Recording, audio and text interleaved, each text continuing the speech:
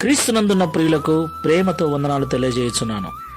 ఈరోజు దేవుడు మనకు చేస్తున్న వాగ్దానం ఏమిటనగా, కీర్తనల గ్రంథము 75వ కీర్తన 6-7 వచనాలు.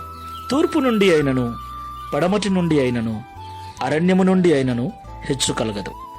దేవుడే తీర్పు తీర్చువాడు. ఆయన ఒకరిని తగ్గించును, ఒకరిని హెచ్చించును. దేవునికి మహిమ కలుగునుగాక.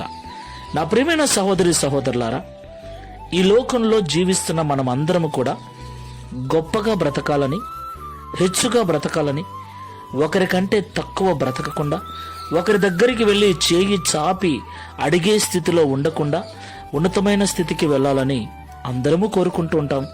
అందుకొరకు అన్ని రకాల ప్రయత్నాలు చేస్తూ ఉంటాం, అన్ని రకాలుగా ప్రయాసపడుతూ ఉంటాం. అయితే మనం ఎన్ని ప్రయత్నాలు చేసినా, ఎంత ప్రయాసపడినా మనము హెచ్చుగా జీవించాలి, గొప్పగా జీవించాలి, ఉన్నతమైన స్థితికి వెళ్ళాలి అంటే అది దేవుని వలననే సాధ్యం. ఆయనే ఒకరిని తగ్గించును, ఆయనే ఒకరిని హెచ్చించును. దేవునికి మహిమ కలుగునుగాక. తూర్పు నుండి అయినను, పడమట నుండి అయినను, అరణ్యము నుండి అయినను, ఏ విధము చేతనైనను మనంతట మనము మన స్వబుద్ధి, మన స్వనీతి ద్వారా, మన స్వశక్తి ద్వారా, మన స్వశ్రమ ద్వారా ఉన్నత స్థితికి వెళ్ళలేమని, మనము ఎంత జ్ఞానవంతులమైనా, ఎంత నీతిమంతులమైనా, ఎంత కష్టపడే మనస్తత్వం ఉన్నా దేవుని దయ మీద, కనికరం మీద ఆధారపడవలసిన వారమై ఉన్నామని ఎప్పుడూ మరవకూడదు.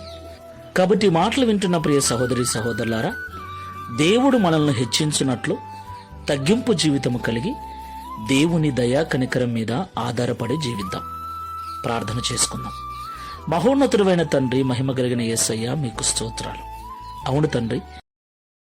Download ShareChat.